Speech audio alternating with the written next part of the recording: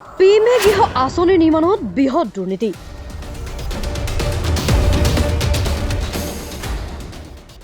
চিপাঝাৰত প্ৰধানমন্ত্ৰী আৱাস যোজনাৰ এতিয়া গৃহ পাবলৈ দৰিদ্ৰ লোকৰ কান্দোন। আমি দিন হাজিৰা কৰি কিনে খাওঁ, এটা ঘৰো নাই, আমি থাকিব নোৱাৰোঁ, চলি পলি বৰষুণ দিলি বহি থাকোঁ। দুৰ্নীতি দমনৰ বাবে মুখ্যমন্ত্ৰীয়ে গ্ৰহণ কৰা কঠোৰ স্থিতিৰ মাজতো সংঘটিত হৈছে ব্যাপক অনিয়ম। মুখ্যমন্ত্ৰীৰ কঠোৰ নিৰ্দেশনাৰ এই স্থিতিৰ প্ৰতিও ভক্ষেপ নাই একাংশ লোকৰ। এইবাৰ পোহৰলৈ আহিছে দৰঙৰ চিপাঝাৰ উন্নয়ন খণ্ডৰ এখন গাঁও পঞ্চায়ত নাম চেঙেলিজাৰ গাঁও পঞ্চায়ত। বিগত সময়ত পঞ্চায়তখনত ৰাইজৰ আঁচনিত অনিয়ম দুৰ্নীতি হোৱাৰ অভিযোগ বহুদিনীয়া। মই চলিকেইটা সামচি মাৰি ধৰি থাকোঁ, দিন হাজিৰা কৰোঁ আমি তিৰিমুনি দুয়োটাই, কিন্তু ঘৰ দুৱাৰ আজিকালি পোৱা নাই। পঞ্চায়তৰ মানুহে মোক চাৱা নাই আৰু সুধি থাকোঁ, সুধি থাকিলেও নাপায়, যোগাযোগ কৰি থাকিলেও তাৰমানে পাবি ৰচম কৈ থাকে। বিশেষকৈ চৰকাৰী আৱাস গৃহত যেন এতিয়া অনিয়মৰ সীমা নাই। পূৰ্বতে ইন্দিৰা আৱাস গৃহৰ নামত অনিয়ম, আৰু এতিয়া মুখ্যমন্ত্ৰী ভিজিলেন্সৰ তদন্তৰ পৰা পঞ্চায়তখনত এইবাৰ দুখীয়া দৰিদ্ৰ পৰিয়ালে ঘৰ বুলি পঞ্চায়তলৈ বাট চাই থাকোঁতেই বছৰৰ পিছত বছৰ পাৰ কৰিছে যদিও পিএমএ গৃহ আঁচনি পাবলৈ সক্ষম নোহোৱাৰ অভিযোগ উত্থাপিত হৈছে।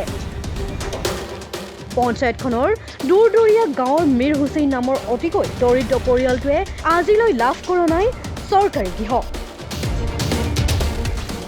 দিন হাজিৰাই জীৱিকাৰ একমাত্ৰ সম্বল মীৰ হুছেইনক গাঁৱৰ লোকসকলে অতিকৈ দৰিদ্ৰ আৰু পিএমএ গৃহৰ যোগ্য হিতাধিকাৰী হিচাপে অন্য সকলোতকৈ আগতেই গৃহ লাভ কৰাটো বিচৰাৰ পিছতো এনে দুখীয়া দৰিদ্ৰ পৰিয়ালৰ প্ৰতি যেন চকু পৰা নাই পঞ্চায়তৰ। কথা হৈছে আমাৰ কিন্তু এও বহুত আগতে ঘৰ এটা পাইছিল, কিন্তু ঘৰবোৰ নাইকিয়া হৈ যায়। এইজন মানুহ ডেইলি দিন হাজিৰা কৰি ভাত খায়, গতিকে ভাত খোৱাৰ ঘৰ কাম কৰিব নে চলি হেৰি কৰিব, গতিকে বহুত অসুবিধাত জীৱন নিৰ্বাহ কৰিব লগা হৈছে। অৰুণোদয় আঁচনিও এতিয়ালৈকে লাভ কৰা নাই এই দৰিদ্ৰ পৰিয়ালটোৱে। কোনদিনা পাব মীৰ হুছেইনে মনত পুহি ৰখা সপোনৰ গৃহ? পঞ্চায়তখনত বন্ধ হ'বনে আঁচনিৰ নামত চলা এই পূৰ্বৰ দুৰ্নীতি সংস্কৃতি? কেতিয়া বন্ধ হ'ব দুৰ্নীতিৰ এই সংস্কৃতি? মই চলিকেইটা সামচি মাৰি ধৰি থাকোঁ, দিন হাজিৰা কৰোঁ আমি তিৰিমুনি দুয়োটাই, কিন্তু ঘৰ দুৱাৰ আজিকালি পোৱা নাই। পঞ্চায়তৰ মানুহে মোক চাৱা নাই আৰু সুধি থাকোঁ, সুধি থাকিলেও নাপায়, যোগাযোগ কৰি থাকিলেও তাৰমানে পাবি ৰচম কৈ থাকে, সেইকাৰণে মই পোৱা নাই।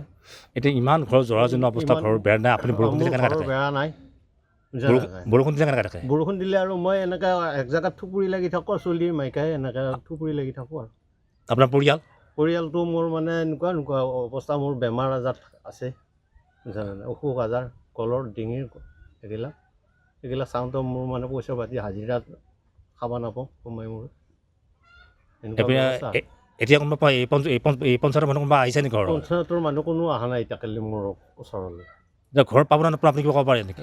মই এতিয়াকালি ক'ব পৰা নাই, কিন্তু মই বিচাৰিছিলোঁ, কিন্তু নাম অহা নাই বুলি কয়।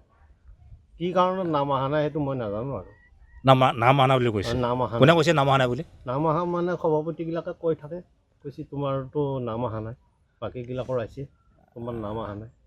তেতিয়া মই কৈছোঁ ছাৰ মোৰ ঘৰটো থাকবাৰ জেগা নাই, বেৰা নাই, দুৱাৰ নাই।